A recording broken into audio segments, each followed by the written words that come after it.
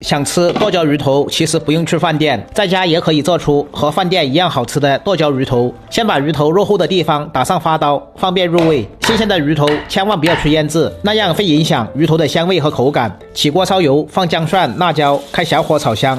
放点爱吃的金针菇，铺上一层老婆爱吃的豆腐。其实点不点小红心都无所谓，我只希望你能把这道好吃的剁椒鱼头做法学会。再摆上鱼头，淋上一包调好味的剁椒酱。鱼头好不好吃，剁椒真的很关键。这个剁椒酱味道非常好，价格也很划算。整理平整，沿锅边淋上一圈生抽，再倒入一瓶过年没喝完的啤酒，盖上盖子，开大火煮8分钟，最后再撒上葱花即可。这样做的剁椒鱼头不仅肉嫩味美，汤汁还可以拌饭拌面，你也拍一份尝一下吧。